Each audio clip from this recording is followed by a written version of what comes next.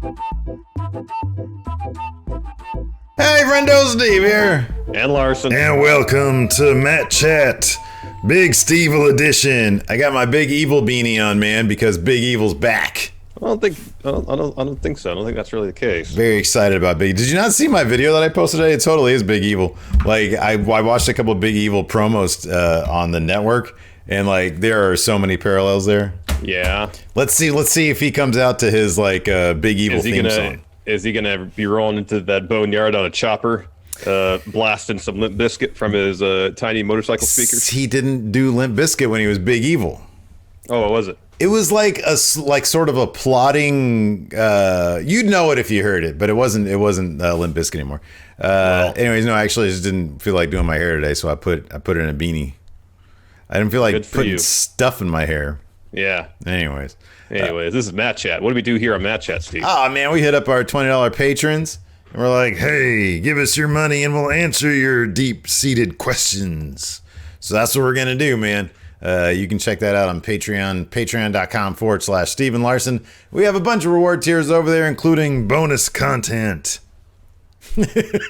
Bonus content, indeed. Yeah, boneyard content. We'll be doing some bonus content after done with this, and then also tomorrow after this airs. That's right, absolutely. We do bonus content every single weekday. Yeah, man, it's great. Like not today, but tomorrow I'm playing some more GTA. It's going to be great. Anyways, let's get started. First question we got today is from Jacksonville's number one, Guion Halili. See what he has to say. Hey there, friendos. This is Jacksonville's number one 30-year-old Matt Chatter, Guion Halili, back with another Matt Chat question. Friendos, I hope you're all staying safe and practicing social distancing and all that. And stay sane, everybody. We will make it through this. So my question for this week, with the reports or rumors, depending on what you believe, that Brock Lesnar yelled at Vince and got in his face and got in his butt and said, "You're terrible for making people work." What's it really going to take for Vince to realize he is putting people at jeopardy and at risk, or he has been for a while during this whole COVID-19 thing? Just have a discussion. I can't think of anything wrestling related except for that. But yeah, stay safe, friendos. Peace. Later. Thank you, Guion Halili. Thank you. What's it going to take for Vince to... What's the only thing, even your answer, which is a sensible one, isn't the correct one. The only thing that moves Vince is money. As soon if something weird, if something happens, if one of these wrestlers ends up getting coronavirus and they're all mixing it up with this guy in these performance center shows, and then just the entire roster ends up getting it, I don't know, man. You would think that somehow, some way, or if WrestleMania is just a complete disaster, the stock price is going to plummet even more. We're going to be looking at mid $20 figures. And I think at that point, Vince McMahon might be thinking, this might have been a bad idea. It's all about the money. It's about the money. Having Mania this year is a bad idea. It's a bad idea. He doesn't know it, though. He doesn't know it. No, he doesn't know, but it is a bad idea. Having Mania this year is a terrible idea. They should have postponed. Anyways, I kind of feel like at first I was going to put someone like the roster getting sick from this COVID business. And even then, I don't think that's enough. I think it has to affect Vince personally on a very personal level, i.e. he has to get seriously ill, essentially. And that would have to happen in the process of putting on this WrestleMania show. I think if he firsthand maybe realized the risk he was putting himself and his talents in by having Mania in this environment, then maybe he'd be like, oh, maybe I should reconsider some of these things that I've been so dead set on. Yeah, the money is hitting him in the pocketbook is probably the primary way. But I think if it's a situation where a guy who doesn't believe in illness gets seriously ill, hospitalized, then maybe he would be forced during his hospitalization to reconsider some aspects of his life, be potentially self-reflective. I know this is Vince we're talking about, so that's a stretch. That's 2% botch territory. I understand that. But even him getting hit in the pocketbook, stock price plummets, he would probably frame it as in, oh, we didn't do enough to salvage WrestleMania, as opposed to we should have just not had it. it's going to take someone getting like really, really, really, really sick for him maybe. And it's not even his. I doubt it's going to be his own realization. It's going to be someone coming up to him. And it's like, Dad. Somebody going up to him and says, essentially, we warned you of this. Now not only is half the roster sick, you're sick because we didn't act fast enough. Maybe we're opening ourselves up to some liability issues. Who knows? We told you we should have canceled this. If he's drowning in his own mucus on his deathbed, and the stock price and WrestleMania is a hit, and the stock price rebounds even to $40, it's a success for him. Just getting sick has nothing to do with it. It's all about the money. If WrestleMania is a massive disaster, and everybody's fine and clean and healthy, then that's the only thing that's going to. Then he'll reconsider. Like, oh man, maybe I shouldn't have done this. If WrestleMania is a disaster, that's going to be the case. If the stock price plummets, that'll make him reconsider. Anything else, he could be literally moments away from dying. And if WrestleMania is a hit, to him, it'll be all worth it. He's crazy. Yeah, he's a little out there. But you like to think there'd be some semblance of humanity within that body of his. I think there is, just not when it comes to the business. When it comes to the business, I think that's what. And I'm just, I've sort of felt that way. But then Brody Lee's interview with Chris Jericho kind of solidified that for me. He said, you can talk to him on the phone for like hours, and it's like talking to. He said this. It's like talking to a human being because Brody Lee knows that he's not really like a normal human being. Yeah. And so I think that there is that element of Vince for sure, but I just think it's completely compartmentalized away from the business aspect of things. Well, here's another thing. If it's a situation where Vince did get seriously sick, that would adversely affect the stock price as well. Oh, yeah.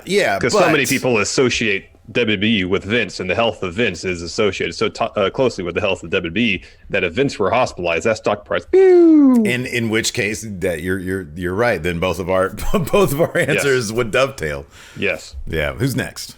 The Raptor. The Raptor is next. Take it away, the Raptor. Greetings, Stephen Austin, Raptor here with a Matt Chat question, and my question is this. It's WrestleMania weekend. So it's like, what do you think it's going to be, man? I'm in. Because it's like, these cinematic matches could be really cool or really 90s Thunder Bay bad. How do you think it's going to play out over the weekend? Because the Raptor is very confused. Stay safe out there, people. Raptor out. Thank you, the Raptor. How's Mania going to play out this year? I have no idea. It's going to be weird, man. It's going to be strange. I think they could prime us as best they can in these empty arena Raw and SmackDown shows, but it's different. It's WrestleMania. We're used to the huge venues, the spectacle, the pyro, all that. Hope as I may, they'll do something creative with it. They'll take some chances. They'll take a more cinematic approach. At the end of the day, history has kind of told me, granted, there's no precedent for this particular type of WrestleMania, but history has told me when WWE endeavors to do stuff in a more cinematic style, they don't really deviate too far from how they usually do things, in that they use the same cameras, they use the same lighting techniques. So even if they go outside of the arena, by and large, the stuff they shoot outside the arena looks the exact same as the stuff they shoot inside the arena. They don't use different equipment. They don't use different cameras. Hey, how cool would it have been if they shot those promos on Raw the way they shot the Drew McIntyre thing? It'd been awesome. All you do is switch out that's all you do is literally just switch out the camera. You switch out the camera. Yeah. You maybe make the lighting a little more dramatic. That's it. It's not. The thing is to do that, it's not that difficult. Because you have to have access to the equipment, and we know they have that stuff because we've seen stuff shot. The behind-the-scenes documentary shot like that. We've seen stuff on episodes of NXT UK and NXT shot like that. When you see stuff is there. Here's the thing: you don't even have to you don't have to light anything any different because you said exactly right. When you see those documentaries and you get footage from those cameras that happen to be like sort of positioned kind of where the crowd is, and you see how they work, it's lit the exact same. But it looks like a movie. And that's all they got to do. That's all they got to do. My fear is that Vince is so... Well, here's two things. I think it's a Kevin Dunn. I think it's a Kevin Dunn. It's a Kevin Dunn thing, and I know Vince is set in his ways. It's a Kevin Dunn thing, and they might have the idea of, well, to shoot things that way, it's going to take longer, potentially, than just to shoot things the way we've normally done them. So we'll just shoot things the way we've normally done them. Yeah. And I so mean, it's gonna. if that's true, if that's true, like, and just speaking about Raw specifically, if that's true, that's the case. So like WrestleMania, I mean, and WrestleMania as well. Yeah, WrestleMania as well. Because they're on a really tight schedule. Are. So they'd probably be more inclined to go with what they know as opposed to, set aside the Firefly Funhouse match and maybe the Boneyard match, maybe since those are off on different locations, maybe they'd be more willing to take more chances. Since in theory, they may have more time to shoot them. Who knows? But I would think by and large, their attitude is, well, let's get through this. Let's put on a WrestleMania and we'll see what's on the other side when we're on the other side. If those two matches, let's say they do film those with like different cameras and they actually look like sort of movie-ish. If those get a ton of buzz, if those stand out as, man, these are the matches, then I would hope that they would consider using that sort of look more often. I would hope so. Between that and how they've been shooting the promos and these empty arena shows, you'd think there'd be some area to grow, something to glean from the experience, especially since they've been so well received. At the end of the day, though, is Vince. Yeah. He's very set in his ways. Yeah. So you really can't put much hope in that. Nope. I agree. Next up, we've got a question from Matt Field. Let's see. He's got another WrestleMania question. Let's see what he's got to say. Hello, Stephen Larson. It's the British barman, Matt Field here, back with another Matt Chat question. A question for today is, with Drew McIntyre and Brock Lesnar facing off at WrestleMania, Drew McIntyre most likely is going to be winning the WWE Championship. Do you feel the fact it's not in front of 80,000 fans will lessen that impact? And if so, do you think he'll ever get a second chance at his WrestleMania moment to get that sort of fanfare? Because I feel it's a lot more important when you have that sort of title victory. Just let me know your thoughts. Thank you very much. Thank you, Matt Field. Thank you, Matt Field. Go ahead, Steve. Yeah, there's no way around it. Yeah, it's going to feel less special for sure. Although I will say this, if Drew wins, yes, unfortunately there will be, looks like there's no, never mind. If Drew wins, obviously without any fans there, yeah, it's going to feel a little bit like a fart. I mean, we can blow up Twitter and be like, hopefully it's a really cool match and hopefully it's filmed really cool. And it'll be underwhelming. The next show that they put on where you'll have a full arena, maybe it'll be in, best case scenario, and I don't even think this is the case, May, but maybe even as late as July, right? Mm-hmm. The next time that, the CDC guidelines state whatever allows people, that number of people to be in one place, the atmosphere is going to be so huge and so euphoric and so celebratory that might actually kind of make up for him, when he comes out, when he shows up, because he'll probably be the first thing that comes out. Mm-hmm, if it's not Vince or something like that, it'll probably be Drew. He's the top he would be the top champion on the top show. Yeah. So he shows up. That crowd pop is going to be so massive because they will want to reward what he had. They're going to want to give him what he didn't have before. Mm-hmm. We're all going to want that. Yep. And so I think there will be an element of, hey, let's make it up to him from the fans' perspective and maybe even from the WWE's perspective, that we'll get, as sort of this, we're finally here. We've all gotten through this together. It'll be a big celebratory moment, and that honeymoon might last a little while. But in the moment at WrestleMania, him winning the title and nobody around to celebrate with him, or maybe the Gameskeeper will be there. Yeah. I think, it's going to be a bit on the underwhelming side. And that is kind of sad for Drew McIntyre, who just seems like an all-around amazing person. So many men and women who've been working so hard over the course of the year to reach this moment, to get their Mania moment, sadly won't be able to get it. Same with Shayna. Same with Shayna, too. Yeah, same with Shayna. At an Edge, there's so many people who've really worked hard to get that moment at WrestleMania this year, and it's not going to happen, and that's a bummer for them. Everything you said is correct. Hopefully, I don't know what exactly. There's something WWE can do at the Performance Center, which does make it feel special. Like, I don't, you know, that meme video of that bar where everybody's watching something and then they celebrate? Toss footage of Drew on there on that screen. We know it's not happening in real time. That violates every social distancing order there is. Nonetheless, fool us. Try to fool us. Do something. You know, they don't even have to necessarily. If they do something, and I have no idea what it would be. I sure as heck don't think it's like having him the screen with all the people around it thing.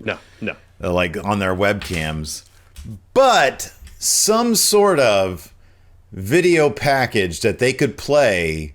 Maybe on the next Raw or something. Yeah. People celebrate, because that's one thing Drew did say is like, hey, if you got videos of if you celebrating WrestleMania, put them on social media. If WB could collect that stuff, put a package together of him winning interspersed with that stuff, that could go a long way. I think it could. Yeah, totally. So yeah, but yeah, look, for everybody who's busting their ass. You know, like the Street Profits, man, like 6 months ago, they were doing these stupid segments on Raw. Not even 6 months ago. 3 months ago, they were doing these silly segments on Raw. And you know, this is their first big WrestleMania moment. Freaking Montez Ford just destroyed his back on the go home episode of Raw. You know, Angelo Dawkins had been in developmental for like 7 years. Mm-hmm. This is a huge moment for them. They deserve more than, you know, just a tumbleweed flowing by. So everybody on the show, but yeah, a guy like Drew, it's a top guy, top champion, all that stuff. Yeah, it's not great. Next, got a question from Joshua Martinez. Take it away, Joshua. Hey, friendos. Joshua Martinez back this week with a Matt Chat question. So, with everything that's going on with the coronavirus, after Mania, do you think it's a smart move for wrestling companies to just straight up cancel their events going forward? Because it's kind of puts a risk of, you know, putting on these shows still, and then you don't know where all the athletes or crew have been. I mean, you know, Joey Janela was part of that GCW show, which was like somewhere unknown, and I mean, who knows if somehow he got it there and then spread it when he went to Dynamite. But yeah, just wondering your thoughts on this. You know, after Mania is over, do you think wrestling companies should just put a stop to shows until do we get the all clear? Be interested to know what you guys think. Thanks, friendos. Thank you, Joshua Martinez. Thank you, Joshua. So I enjoy me the pro wrestling. I kind of need it for my livelihood. That being said, if we really want to flatten this curve, we just all got to stay home. Yeah, it's an important part of flattening the curve. Yeah, and that means just across the board, we all just got to stay home. And if that means no wrestling shows for a couple months, hit the pause button on pro wrestling after Mania until this whole thing clears up, and then we can get back to, or at least isn't the threat that it is now. I mean, and then we can get back to some semblance of normalcy. That would be I think that would be the better way to go. That would just be my own inclination. I kind of agree. I generally agree with that. I mean, look, if they are able to do something within the CDC guidelines, if they're able to do something within the orders that the states put out, or the counties or the cities or whatever, if they're able to do something within those confines, and they can ensure they have very, very strict testing.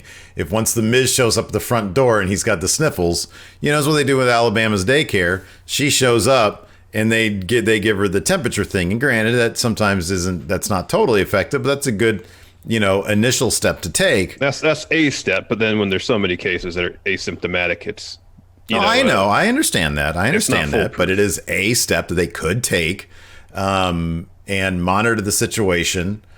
If nobody is, if they're able to be relatively safe about it, with the understanding that as soon as one person tests for it, you shut the whole thing down. Yeah. Now that alone might preclude them from risking it, because if you're in the middle of doing stuff and one person tests for it and you have to shut everything down, then you have to scramble for what you're, you know, or you need to have like a solid plan B in place. Yeah. So, you know, I think that if they can find a way to do something in the meantime, they have got all sorts of, I don't know. You're probably right. I mean, you probably just want to shut the whole thing down. Here is an alternative, however, given the lack of widespread testing right now here in the States. If that is ever rectified and we can be testing on a scale of the magnitude that's necessary to proceed with some semblance of normal life while making sure people don't have this particular virus. If the test That's comes something else out entirely, and especially if it's one of those tests where they've been working on lately, where results come back in relatively short if it's order. the 15-minute test that they've been working on, you do that at the door. do that at the door. Go into a waiting room for 20 minutes and then see where you are. If they can institute those kinds of measures to not just have a moderate degree of certainty that no one is infected, to have an absolute degree that no one is infected, then by all means carry on. Yeah. But short of that, I feel like it's better for the safety of the talent, better for the safety of the staff, better for the safety of everybody involved to just more or less shutter things until this all works out. Yeah. But don't try to find creative solutions that are within the bounds of being safe. Next, got a question from Christopher Rampasad. Hello, Stephen Larson. So my question is, after the coronavirus, do you think when fans are allowed to come back to the arenas, do you think WWE will freshen up their storylines, give it more depth, change up the roster and stuff, or give it a fresh new feel or a soft reboot to it? What do you guys think? Thank you, Christopher. Thank you, Christopher. So I kind of get the feeling, man, that there does need to be some turnover from NXT, especially. I think they got to send the Undisputed Era somewhere. I don't know, man. I think it's the kind of thing where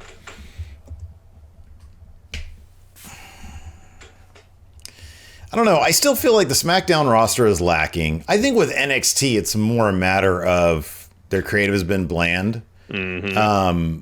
They've introduced some new faces. They've introduced Damian Priest in a bigger role. They've introduced some of the women's division in a more prominent role. I do think that there needs to be some call-ups from NXT. I don't know about the Undisputed Era. I think you can still tell some stories there. You just need to freshen up your creative in NXT. Yeah. But, by and large, I still think that Raw's roster is too stacked and SmackDown's roster is lacking. I think guys like Ricochet should absolutely be sent to SmackDown because they're doing absolutely nothing with him over there on Raw. So, yeah, I think there does need to be a shakeup. And I think more than anything, I think you need to start sending some more people over to SmackDown because it's really lacking right now. Yeah. Yeah. That's the biggest obvious deficiency. Yeah, I think any sort of shakeup or freshening up they're going to do isn't going to be necessarily right after Mania. It's going to be when they start doing live events again. That's going to be the big reset. Because, that's when they want maximum attention on the product. I think it's when they get back on the road, they start doing the arena shows again, whether that be in the lead up to SummerSlam or after that. That's when you'll see some trades. I don't know about a new draft. We'll see some roster shakeups, people moving brands. That's probably what's going to happen more likely as opposed to right after Mania this year. I think the fact that there's no takeover this year, they're kind of just spacing out over several weeks, is this one thing that's going to hinder a lot of plans they may have had in terms of any sort of roster shakeup. Yep. Next up, we've got a question from AO Worm. Let's see what he has to say. What's good, everybody? It's your boy AO Worm here, back with another Matt Chat question. All right, Steve Larson. So after watching the Vice documentary on Chris Benoit, I remember his son saying that he wanted to train to be a wrestler. I don't know if he's doing it right now, but I remember that being a topic of conversation. So I don't know if we covered this before, but if we have, refresher. Do you think that Dave Benoit will be able to use his name or the wrestling name he wants to use of Chris Benoit Jr. in any wrestling company, preferably the WWE, New Japan, or maybe AEW, something like that? Do you think that people will accept him, be able to get over if he wants to become a wrestler like his father? All right, guys, that's my question. Welcome to be back. You guys take it easy. Too sweet, hearty handshake. Too good, me brother. Thank you, AO Worm. Thank you, AO Worm.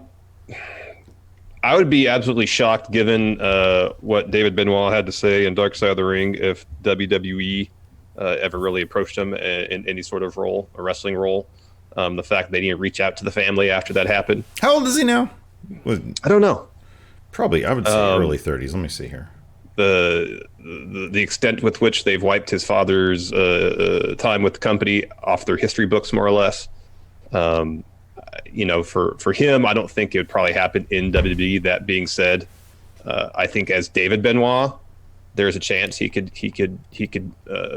sign someplace of a decent size. Wrestling as Chris Benoit Jr. is going to be a harder thing to accomplish.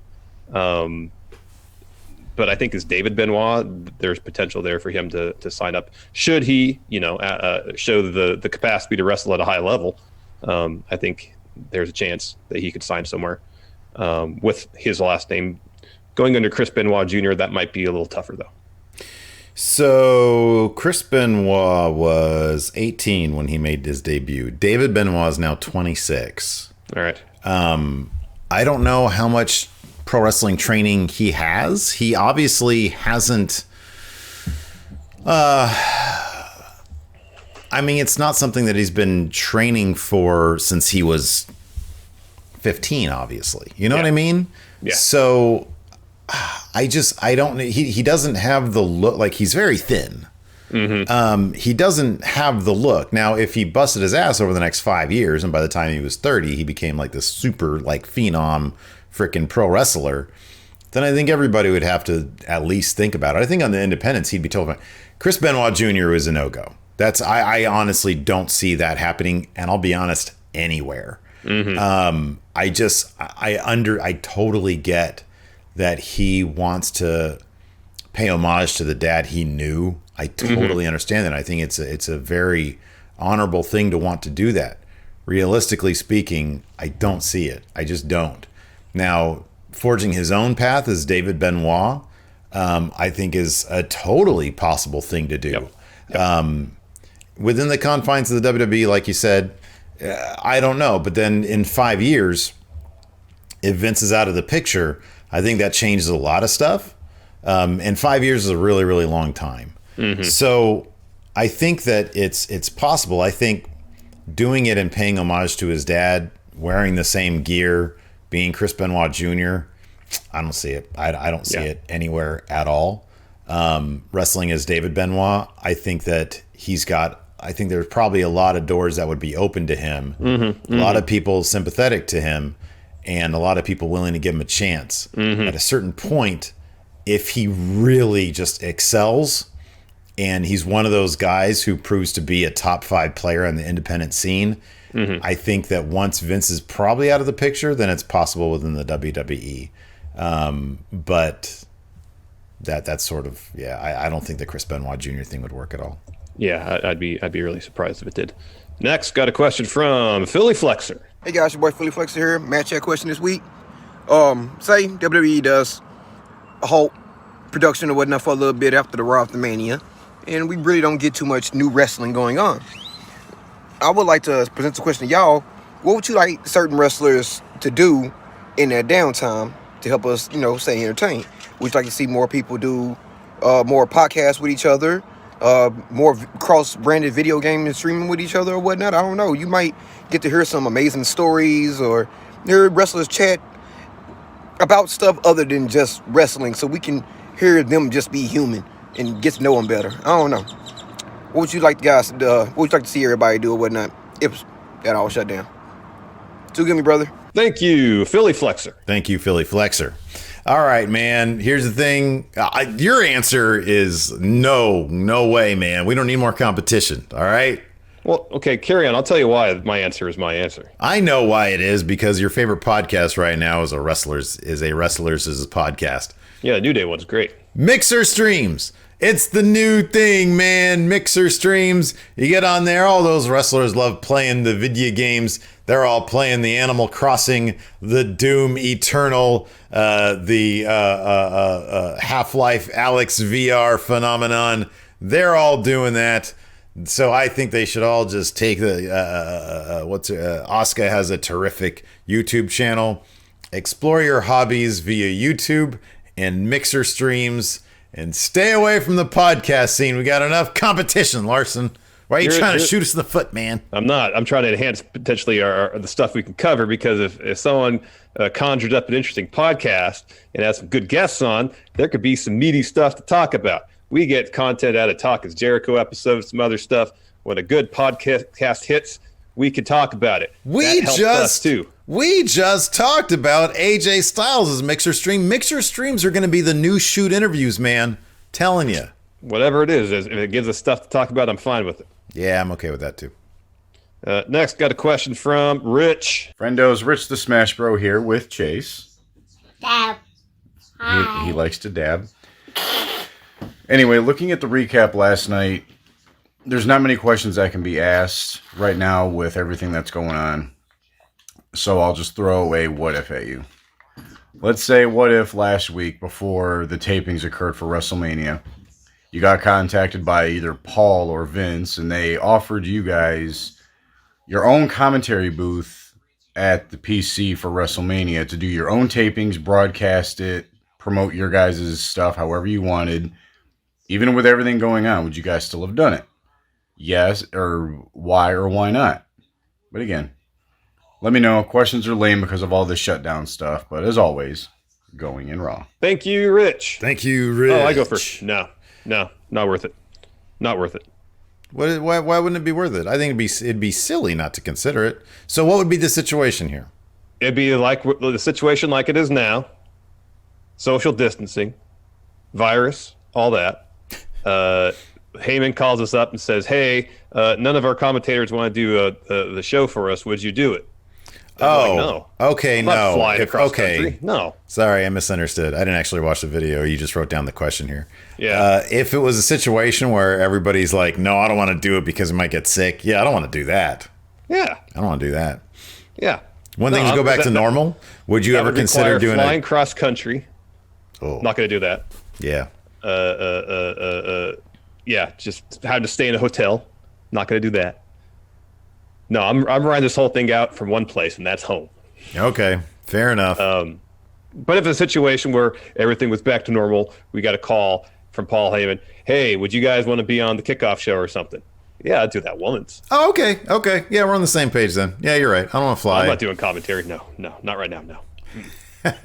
Nobody else wants to do it. Do you guys? No, we're unless good. there's teleportation technology that allowed me to teleport there right before the show starts and teleport back home right when the show ends. And again, the second day, that's the only way I would remotely consider it. Can we do it? You just said the word. Can we do it remotely? Well, Can we do it remotely, via Zoom? Then that would be something else. I'd do it via Zoom, man. Yeah, as long as I'll be there in person. All right, that's good. Next up, B-Man All Day, Real Superstar Patrick We've Sparks. got Austin Theory here on the show. He's a regular Matt Chatter. Take it away, Austin Theory. Hey, friendos, Pat here. All right, so this week on Raw, we saw Austin Theory, a.k.a. me with a shittier hairline, not catch Montez Ford at all on a plancha over the top rope. Therefore, he needed help. A lot of other moves you need help with, obviously, to pull off chokeslam, Spanish fly, all that good stuff. But what moves do you think would be easiest to pull off even if your opponent sandbagged you? Obviously, not punches, kicks, knees, whatever. But what do you think would be easiest to pull off if your opponent sandbagged you? Unlike Austin Theory, who didn't catch Montez Ford. Thanks. Thank you, B-Man All Day, Real Superstar Patrick Sparks, Austin Theory. He totally looks like Austin Theory. All right. So you've got some good answers there that you wrote before I had a chance to get to it. But I'm going to say I had to go a little bit further. Number one, the release German suplex. Because normally the person who takes it does jump, but I guess it's not necessarily necessary. Yeah, it's not necessary. Like I think I could give you a good release German and you don't do anything. I would suggest tuck your neck at the very least. Well, yeah, that's just for my own safety. Yeah, exactly. But I could deadlift that, and then I could probably. I think also the one winged angel. We've seen that with Kenny Omega. All you got to do is lift the guy up on your shoulders. Yeah, and then you just got to do a squat. Yeah, flip him over. They don't really even do much at all in the first place. We saw him do that with Evil when Evil was knocked out. Yeah, that was one of the roughest spots I've ever seen, man. That was so nasty. bad. That was nasty. I got here a body slam. I don't think the person receiving the body slam really has to do anything.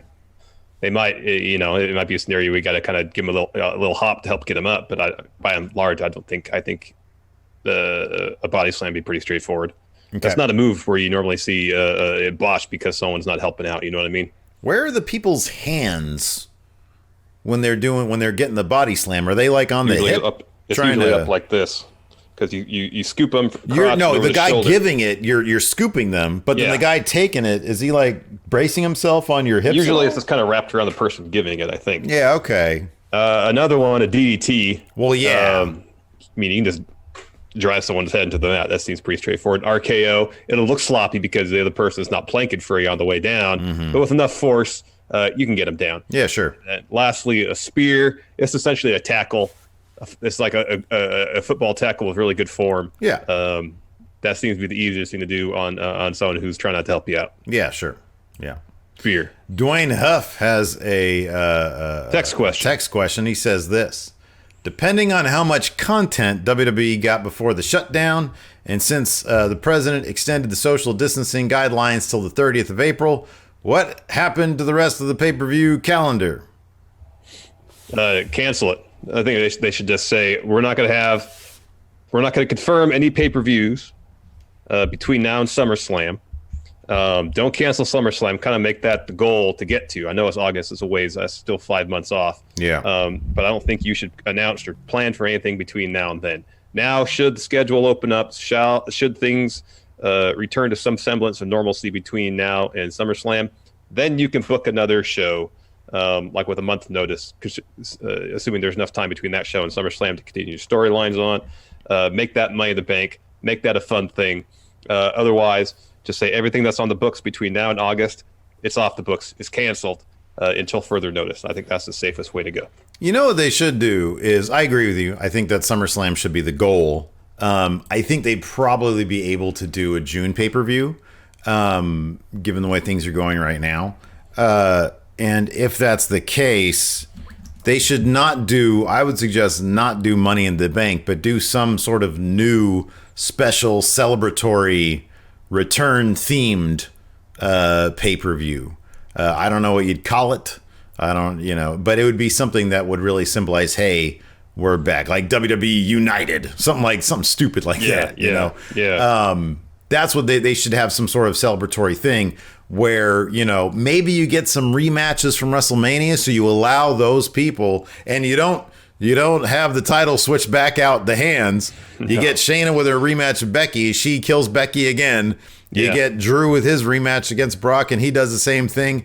And quicker with even fewer claymores. Yeah, exactly. And you get a bigger, you get the response that they got, and then you can move on. Yeah. So it'd be kind of a glorified house show situation where nothing big is going to take place, but you get those moments. But yeah, and then I suggest you have Money in the Bank. Money in the Bank just needs to go back to being a match, anyways. I don't know. Okay. Those pay-per-views are kind of cool, actually. I don't mind the Money in the Bank gimmick pay-per-view as a whole. That's one of the few gimmick pay-per-views that I don't mind. But here's the thing, though. You can have the gimmick match kick off the show and still get the same effect that you get during the pay-per-view, like if they put it at like a I know. I think given the magnitude potentially of the Money in the Bank stipulation, I don't mind that having its own pay-per-view as opposed to being attached to WrestleMania where there's already so much going on. Yeah, you're right. And also, WrestleMania is kind of a culmination in theory of storylines as they are going, and Money in the Bank is very much the start of something new. Yeah. So in that sense, too, I don't mind them being separate. Yeah. Last text question from Luis Ariza. Hey, friendo. So this question comes from Brian Schultz, and is, in the spirit of Goldberg versus Reigns not happening, what is the best Mania match rumored to never happen? Sting versus Undertaker. Oh, okay, there you go. They were trying to bring him in at like 17, I think. And wasn't Sting rumored to have? He's going to have a match against Kurt Angle too, right? Oh, that sounds right. That sounds like it might be right. So Undertaker too. Yeah, there. Of course, we've done like some. We did a top 10, not a 10 for one, but a top 10 on Mania matches that never happened. Yeah. And there were some that were like pitched that didn't happen. It was like Macho Man wanted like a 2-year series against Shawn Michaels. I have Shawn Michaels versus Eddie Guerrero here. That was being talked about as a Mania match for Eddie prior to his death. What year would that have been? That'd been Mania 22. What did they do with that one anyways? Is that the one where was that Michaels versus Cena? No, because Cena took on Triple H that match, or that WrestleMania. It was Michaels versus Vince. Oh, Oh, they should have done HBK versus Guerrero. That would have been a killer match. Yeah, I know, but unfortunately Eddie Guerrero passed away before. Oh, that's what you're saying. Okay, Yeah. the one that he died. Okay. Oh wow. Okay. What a bummer. Yep. Of course, the year before that it was him versus Kurt Angle, which was tops. Yeah, it was a fantastic match. I was there for that. Don't remember anything about I it. still remember much about it. I know. I've heard the story several times. Yeah. So there you go. Sting versus Undertaker didn't want that match. I don't care about. Yeah, him. he seems completely disinterested in that. You know why? Because he hates WCW. Does not like WCW. Well, because Ole Anderson said we don't have anything for you. We don't Nobody's think you ever can draw going to pay here. money to see you. That's what he said. It's a little off base on that comment, huh? A little bit.